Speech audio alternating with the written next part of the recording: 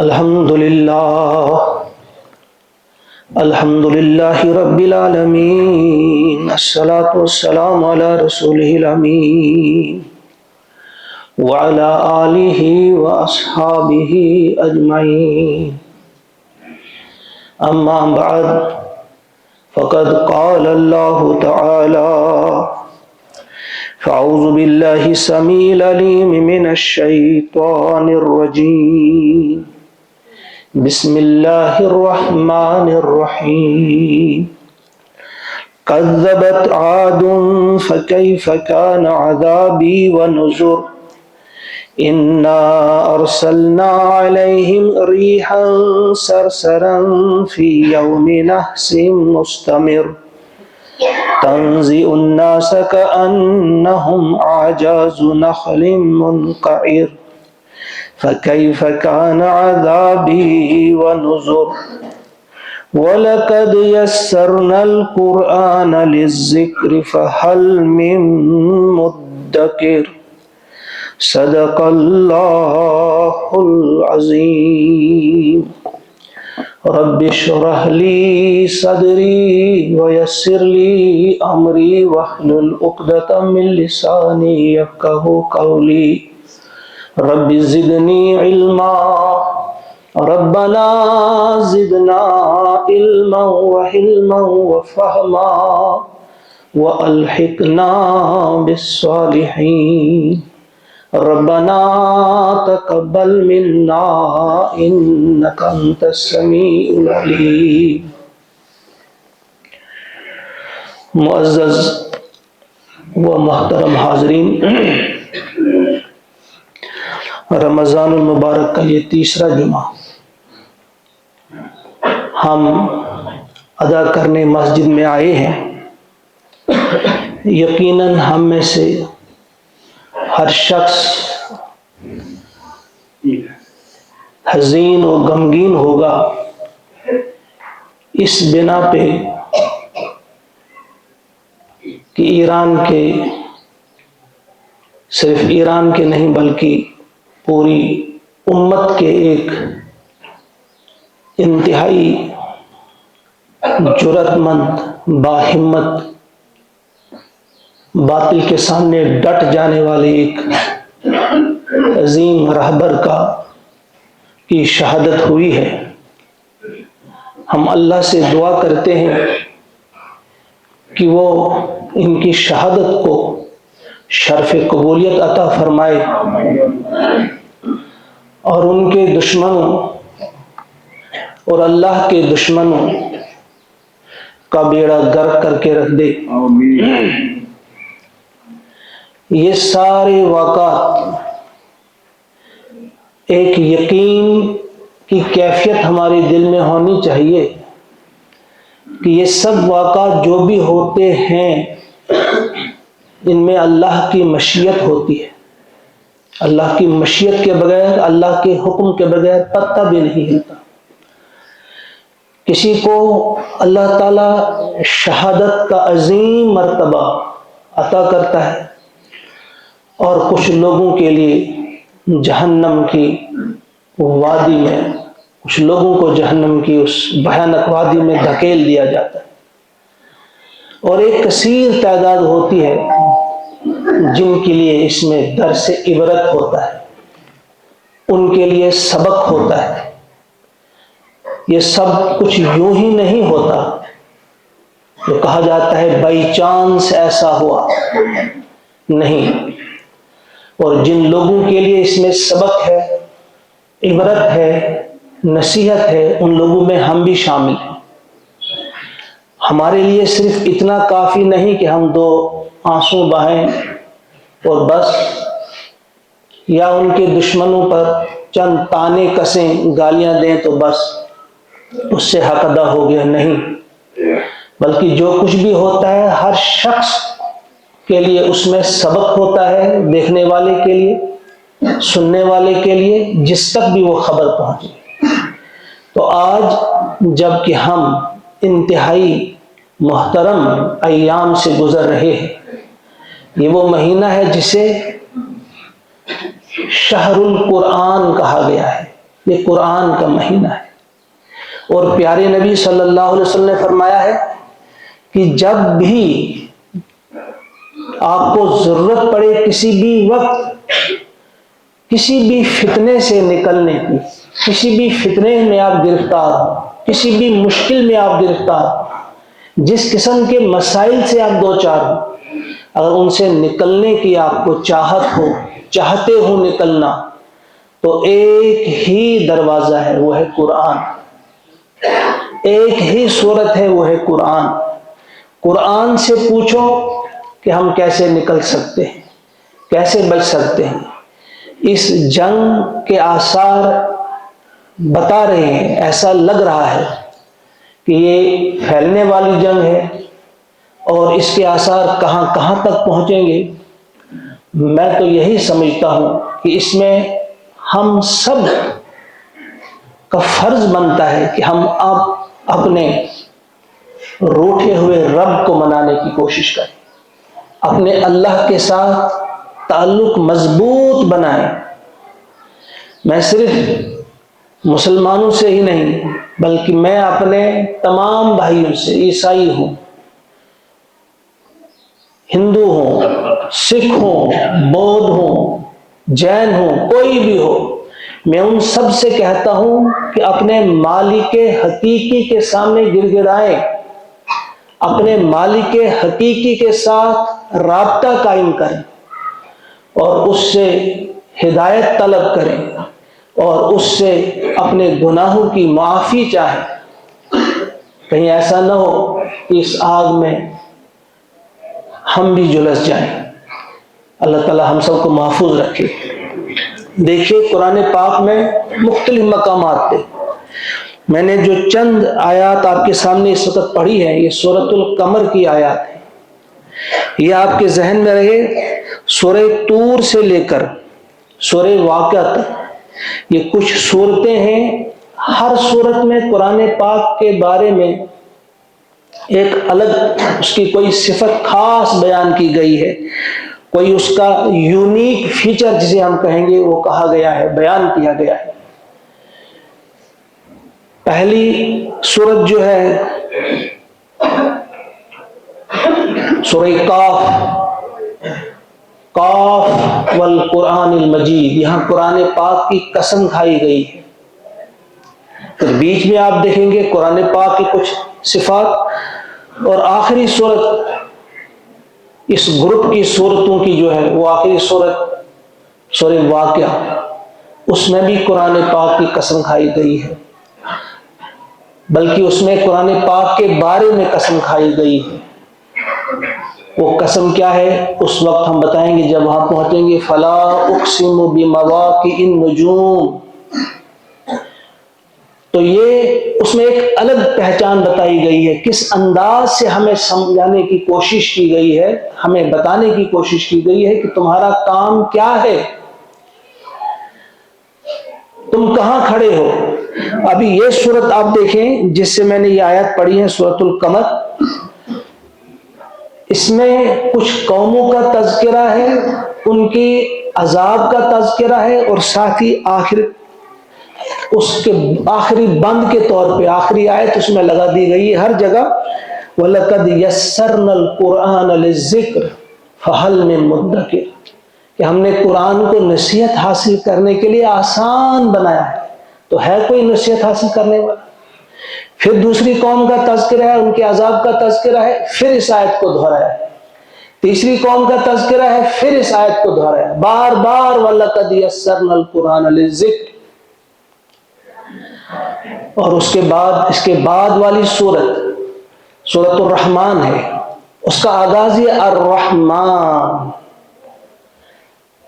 علم القرآن، گویا یہ ایک کڑی دوسرے کے ساتھ جڑی ہوئی ہے، ایسے نہیں کہ اس کا ایک خاص نظام۔ جب مختلف قوموں کا تذکرہ کیا گیا مسلسل، قوم نوح کا، قوم عاد کا، قوم سمود کا، قوم لوط کا، قوم فرعون کا، ہر جگہ بعد میں کہا گیا وَلَقَدْ يَسَّرْنَا الْقُرْآنَ لِلذِّكْرِ فَهَلْ مِن مُدَّكِرٍ۔ پھر جب سورۃ الرحمن کا آغاز ہوا تو الرحمن سے شروع ہوا، یعنی کون اس قرآن کا نازل کرنے والا ہے؟ بہت رحیم، بہت مہربان۔ گویا ہمیں بتا دیا گیا اگر ہم تم کو سمجھانا چاہیں تو ان قوموں کی طرح بھی سمجھا سکتے ہیں جن کو ہم نے تلپٹ کر دی، جن کو ہم نے ہلاک کر دیا۔ ہمارے پاس سمجھانے کے کئی طریقے ہیں، ہم کسی بھی طریقے سے تمہیں سمجھا سکتے ہیں، مگر اللہ تعالیٰ فرماتے ہیں کہ میں نے تمہیں آسان طریقے سے سمجھایا۔ الرحمن، وہ میرے سمجھانے میں رحمت شامل ہے۔ میں بار بار نرمی کے ساتھ ایک انداز سے، پھر دوسرے انداز سے، پھر تیسرے انداز سے بار بار آسان بنا کر اس قرآن کو ہمارے سامنے رکھا اللہ تعالیٰ۔ گویا یہ اللہ تعالیٰ کی رحیمی ہے، یہ اللہ تعالیٰ کی شان کریمی ہے کہ وہ ہم کو کوڑے کے ذریعے نہیں بلکہ بہترین نصیحت کے ذریعے سمجھاتا ہے۔ اب ہماری اپنی عقل ہے، اب ہمارا اپنا شعور ہے، ہم کتنا سمجھ رہے ہیں، ہم کتنا سبق حاصل کر رہے ہیں۔ ٹھیک طرح سے سمجھ گئے تو سمجھ جائیں گے انشاءاللہ، اور اللہ تعالیٰ ہمیں عذاب سے محفوظ رکھے گا، اور اللہ تعالیٰ ہمیں محفوظ رکھے، ورنہ پھر اللہ تعالیٰ کے پاس سمجھانے کے بڑے طریقے ہیں۔ ابھی دیکھیں ان چند آیات میں اللہ کا ارشاد ہوتا ہے کذبت عاد، جھٹلایا تھا عاد والوں نے بھی۔ مسلمانوں، دنیا کے انسانوں سنو، میری بات کا انکار کیا تھا قوم عاد نے بھی، میری بات کو جھوٹا سمجھا تھا قوم عاد نے بھی۔ فَكَيْفَ كَانَ عَذَابِي وَنُذُرْ، تو پھر کیسا رہا میرا عذاب، وَنُذُرْ، اور کیسا رہا میرا ڈرانا، میرا دھمکانا اور ڈرانا پھر کیسا رہا۔ پتہ ہے کیا ہوا ان کے ساتھ؟ ساتھی فرمائے اِنَّا أَرْسَلْنَا عَلَيْهِمْ رِيحًا، ہم نے بھیجی ان پر ایک ہوا، سرسرن، تند تیز ہوا، فی یوم نحس، ایک منحوس دن میں، مستمر، اور مسلسل وہ چلتی رہی۔ ایک ہوا بھیجی، انتہائی تند اور تیز ہوا، اور وہ مسلسل ان پر چلتی رہی۔ اس کی وضاحت آئی ہے سورۃ الحاقہ میں۔ حاقہ میں فرمایا وَأَمَّا عَادٌ فَأُهْلِكُوا بِرِيحٍ صَرْصَرٍ عَاتِيَةٍ سَخَّرَهَا عَلَيْهِمْ سَبْعَ لَيَالٍ وَثَمَانِيَةَ أَيَّامٍ، کہ ان پر 7 دن اور 8 راتیں، 7 لیالٍ، 7 راتیں، وثمانیۃ ایام، اور 8 دن مسلسل وہ چلتی رہی۔ حسوماً، تو اس پر جب چلتی رہی تو پھر کیا ہوا ان کے ساتھ؟ آگے فرمایا کأنہم اعجاز نخل خاویہ، پھر وہ پڑے رہے، اور کیسے پڑے رہے؟ جیسے کھجور کے کھوکھلے تنے ہوں۔ اس قوم کے لوگ لمبے ڈیل ڈول والے تھے، لمبے قد والے تھے، ان کو تشبیہ دی گئی جیسے کھجور کے پیڑ پڑے ہوئے ہوں اور اندر سے کھوکھلے ہوں۔ مفسرین نے لکھا ہے کہ جب تیز ہوا چلی تو یہ زمین کے ساتھ لگ گئے اپنے آپ کو بچانے کے لیے، لیکن وہ ہوا بڑھتی ہی رہی، اس میں کوئی کمی نہیں آتی رہی، تو وہ بالکل وہیں ڈھیر ہو کر رہے اور اندر سے بھی کھوکھلے ہو گئے۔ وہ فرمایا ایک ایسے دن میں، یہاں یوم نحسن کہا گیا، منحوس دن۔ یہاں کچھ لوگ سمجھتے ہوں گے شاید کچھ دن منحوس بھی ہوتے ہیں، اس سے کیا مراد؟ اب وہاں سمجھیے آپ 7 راتیں اور 8 دن، ان 8 دنوں میں تو جمعہ کا دن بھی تھا، تو کیا جمعہ کا دن منحوس دن ہوا کرتا ہے؟ تو یہاں سمجھنا چاہیے نحوست کس میں ہوتی ہے؟ دن میں، گھڑی میں نہیں ہوتی، وہ کسی شخص میں، کسی قوم میں اس کی اپنی نحوست ہوتی، یہ گھڑی میں نہیں، کسی دن میں نہیں۔ حالانکہ ان 8 دنوں میں جمعہ بھی آیا، ان دنوں میں اور لوگ بھی جی رہے تھے، ان کے لیے وہ منحوس گھڑی کیوں نہیں تھی؟ تو یہ سمجھنا چاہیے کہ یہ گناہ کی نحوست ہوتی ہے، یہ اللہ کی نافرمانی کی نحوست ہوتی ہے، یہ اللہ کے سامنے اکڑنے کی، استکبار اور گھمنڈ کرنے کی نحوست ہوتی ہے کہ ان کو ختم کیا جاتا ہے۔ تو اس بات کو سمجھیے کہ ان کو ختم کر دیا، ان کو نیست و نابود کر دیا. فرمایا حل ترا لہم من باقیہ، سورۃ الحاقیہ میں، کیا آج آپ دیکھتے ہیں ان میں سے کسی کو کہیں باقی؟ کہیں نظر آتا ہے آج کہیں ہے ان میں کوئی؟ یعنی ہم نے ان کو بالکل نیست و نابود کر دیا. اور یہاں بھی الفاظ استعمال ہوئے تنزع الناس کأنہم اعجاز نخل منقعر، کہ اس طرح سے اکھیڑ دیا ان کو جس طرح سے جڑ سے اکھیڑتے ہیں پیڑوں کو، اس طرح سے آپ دیکھیں گے جیسے جڑ سے اکھیڑے ہوئے کھجور کے تنے گرے ہوئے. اور آخر میں پھر فرمایا فَكَيْفَ كَانَ عَذَابِي وَنُذُرْ، تو کیسا رہا میرا عذاب اور میرا ڈرانا. یہ ٹھیک طرح سے سمجھیے آپ، جس وقت قرآن پڑھا جا رہا ہو، قرآن بتایا جا رہا ہو، اس کو بالکل خاموش رہنا ہوتا ہے. اس وقت کوئی بات یا کوئی چیز ہم نہیں پڑھ سکتے، کہیں ادھر ادھر نہیں دیکھ سکتے.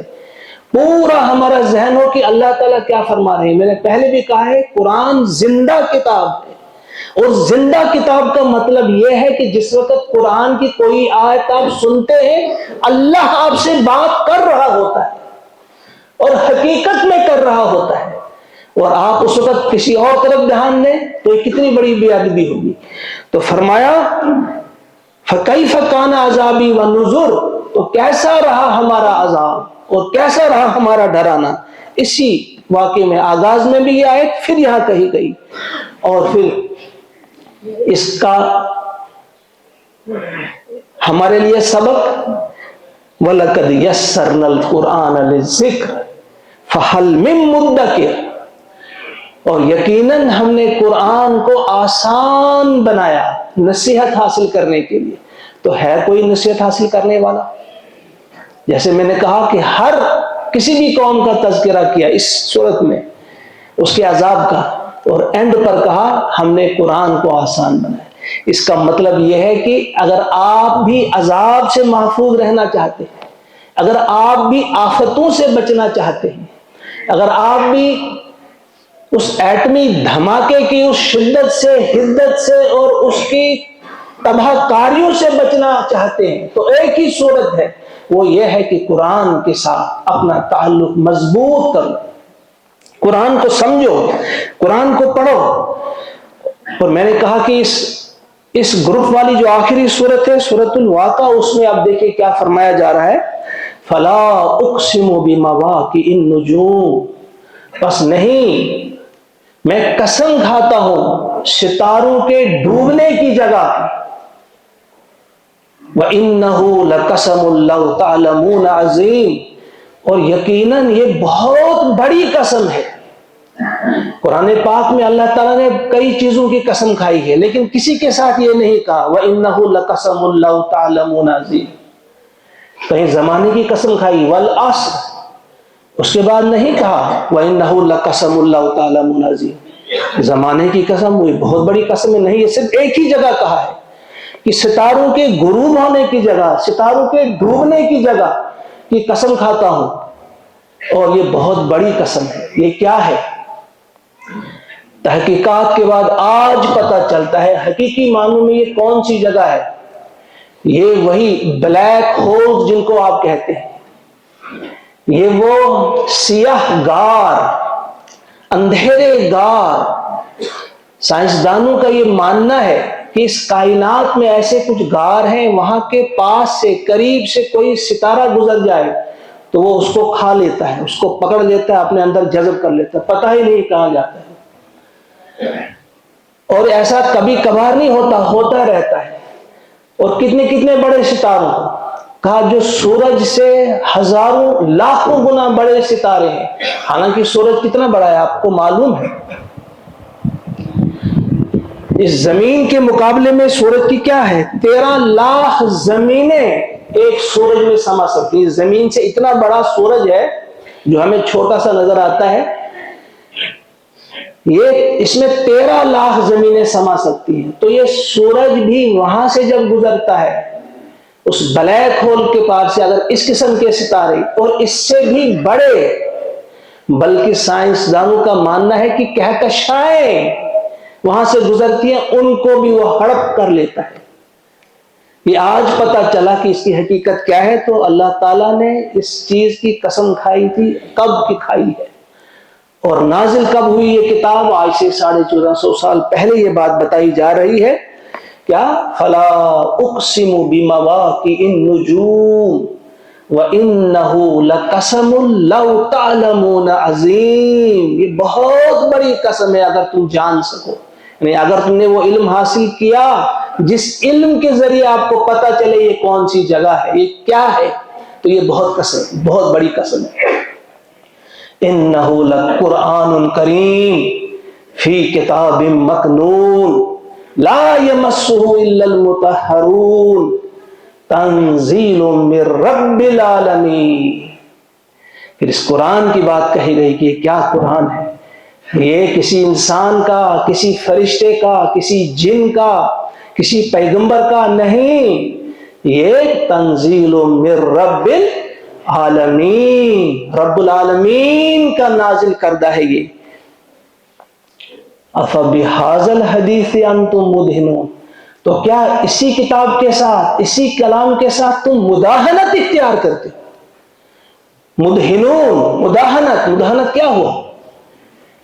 جس کو انگریزی میں آپ کہتے ہیں ٹو ٹیک لائٹلی، آپ لائٹلی لیتے ہو اس کو، اس کے ساتھ آپ نے مداہنت اختیار کی ہے، اس کو آپ نے عام جیسا کلام سمجھا ہے، لائٹلی لیا ہے۔ ذرا سوچئے اللہ تعالیٰ کا یہ فرمانا کہ یہ کتاب کیا ہے، کتنی عظیم کتاب ہے، کتنا عظیم کلام ہے، اور اس کو تم نے بالکل لائٹلی لیا ہے۔ اس سے آپ نصیحت حاصل نہیں کرتے، اس سے آپ اپنی دنیا اور آخرت بنانے کی فکر نہیں کرتے۔ یہی کتاب ہے جو ہمیں مشکلات سے نکالنے والی کتاب ہے، یہی کتاب ہے جو ہمیں ہر مرحلے میں، ہر مشکل میں اور ہر آفت سے بچا سکتی ہے، کسی بھی قسم کی آفت سے، آسمانی ہو، زمینی ہو، انسانوں کی لائی ہوئی آفت ہو یا کسی اور مخلوق کی لائی ہوئی آفت ہو، ان آفتوں سے یہ محفوظ رکھ سکتی ہے، تمام قسم کے عذابوں سے یہ محفوظ رکھ سکتی ہے یہی کتاب۔ لیکن شرط یہ ہے کہ ہم اس کتاب کے ساتھ جڑ جائیں، اور ہم کہیں گے کہ ہمیں فرصت نہیں قرآن پڑھنے کی، کتاب پڑھنے کی۔ جیسے ہم ہی نے احسان رکھنا ہے اللہ پہ، بھئی اللہ کا احسان ہے آپ کو ہدایت نامہ بھیجا، اپنے مقدر سنوارنے کے لیے ہم نے اس کتاب کو پڑھنا ہے، اللہ کا اس میں کوئی فائدہ نہیں۔ ساری دنیا قرآن کو پڑھے، اللہ کی عظمت میں کوئی اضافہ ہونے والا نہیں، ساری دنیا اس کا انکار کرے، اللہ تعالیٰ کی عزت میں، اس عظمت میں کوئی کمی آنے والی نہیں۔ لہذا یہ ہمارا ہے، ہم نے سوچنا ہے۔ آج ہم روزوں سے ہی، آج یقیناً کسی نہ کسی حد تک ہم شاید غور و فکر کرنے میں کامیاب ہو جائیں۔ سوچیں ذرا، کیونکہ یہ قرآن ہی کا مہینہ ہے، اور اسی کی ایک قسم کی سالگرہ منائی جاتی ہے کہ ہم اس پورے ایک مہینے روزہ رکھتے ہیں اور تدبر اور تفکر کرتے ہیں قرآن پاک پر۔ اگر ان ایام میں بھی ہم نے تفکر نہیں کیا، غور و فکر نہیں کیا قرآن پاک میں، پھر کیا ہم نے حاصل کیا؟ پھر تو ہم بھوکے رہے، بس بھوک برداشت کی، پیاس برداشت کی، کوئی ملا نہیں، کچھ چیز ہمیں نہیں ملی۔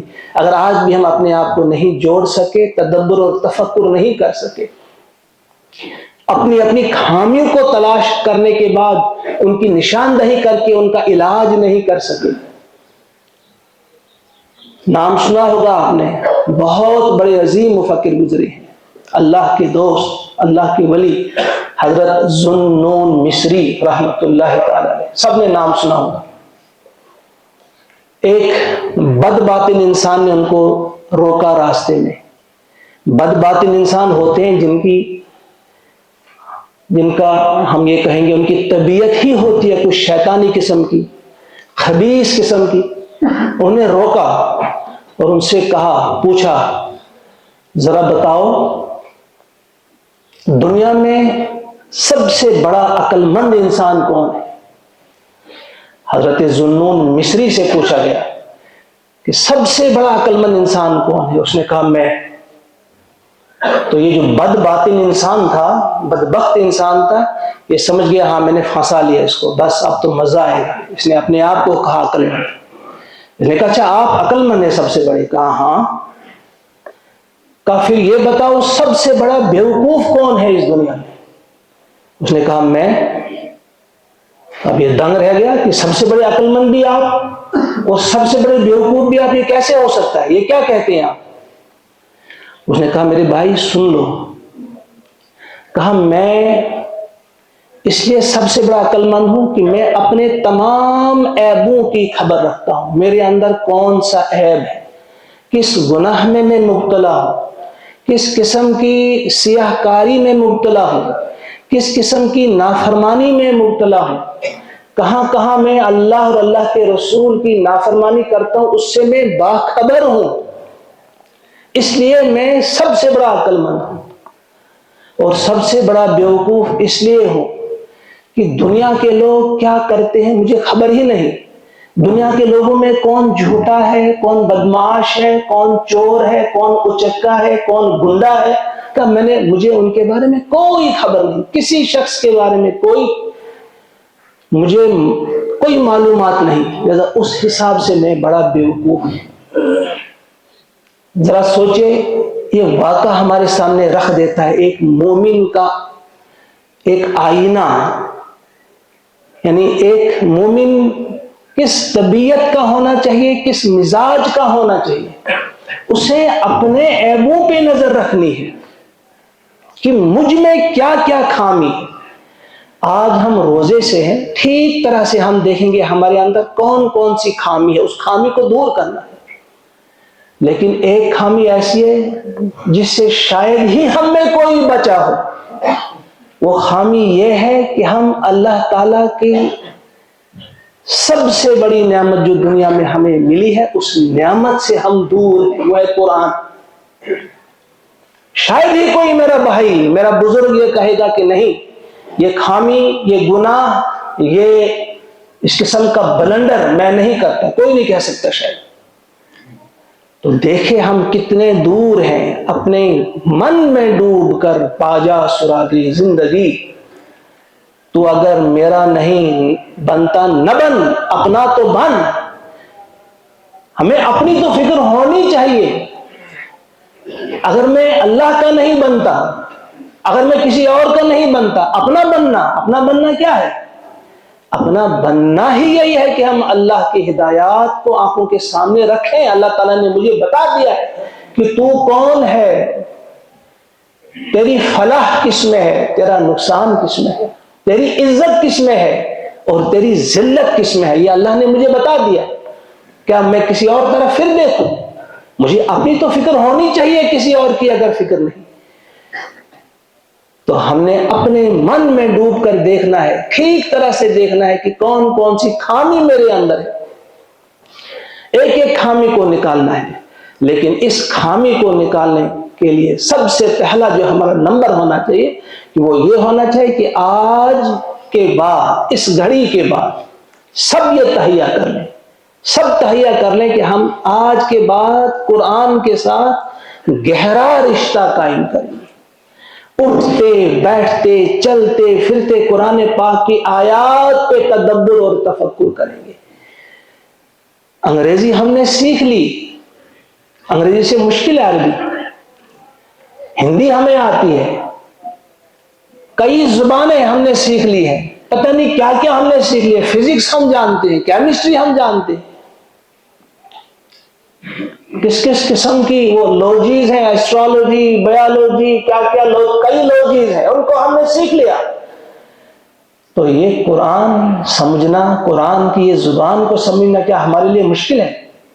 یہ ہمارے لیے ناممکن ہے؟ نہیں ہے۔ بس یہی ایک چیز آپ کے سامنے رکھیں گے آج، کہ آج میں آپ سب کو اللہ کا واسطہ دے کر کہتا ہوں کہ اگر آپ اپنے آپ کو اور اپنے بچوں کو ہلاکتوں سے، تباہیوں سے، بربادیوں سے بچانا چاہتے ہیں، دنیا کی بربادیوں سے، آخرت کی بربادیوں سے، دنیا کی رسوائیوں سے، آخرت کی رسوائیوں سے، اگر آپ اپنے آپ کو، اپنے اہل و عیال کو بچانا چاہتے ہیں تو ایک ہی صورت ہے، وہ ہے یہ کہ قرآن کے ساتھ رشتہ مضبوط کریں، قرآن کو پڑھنے کی کوشش کریں، قرآن کو سمجھنے کی کوشش کریں، اور اس کے بعد آپ دیکھیں گے انشاءاللہ تعالی اللہ تعالی ہماری مدد فرمائیں گے، اللہ تعالی ہمیں وہی عزت عطا کریں گے، وہی سرفرازی عطا کریں گے جو کبھی عطا کی تھی۔ اب بھی وہی خدا ہے، اب بھی اسے طاقت ہے، آج بھی وہی قرآن ہے جو اس وقت قرآن تھا جب فاروق اعظم کہہ رہے تھے بادلوں سے جا، کہاں برسے گا، جہاں بھی برسے گا خراج تو میرے پاس پہنچے گا۔ تو وہی خدا آج بھی ہے، وہی اللہ آج بھی ہے۔ اللہ تعالیٰ مجھے بھی، آپ کو بھی، ہم سب کو توفیق عطا فرمائے کہ ہم سمجھنے والے بنیں اور روزوں سے صحیح صحیح فائدہ اٹھانے والے بنیں اور ان واقعات سے سبق حاصل کرنے والے بنیں۔ جو شہادت ہے علی خامنائی کی، اللہ تعالیٰ ان کی شہادت کو قبول فرمائے، اور وہ ہمیں یہی بتا رہی ہے کہ جیسا یقین انہیں اللہ تعالیٰ کی ذات پہ، تم اپنے اندر بھی وہی یقین پیدا کرو۔ جس طرح سے محبت ان کو دین سے ہے، ہمارے اندر بھی وہی محبت دین کی ہو، ہم بھی اس دین کے غلبے کے لیے، دین کی سرفرازی کے لیے اپنے آپ کو پیش کریں، قرآن کو سمجھیں اور قرآن کو ہی اپنا اوڑھنا بچھونا بنائیں۔ ربنا تقبل منا انک انت السمیع العلیم، آمین۔ السلام علیکم۔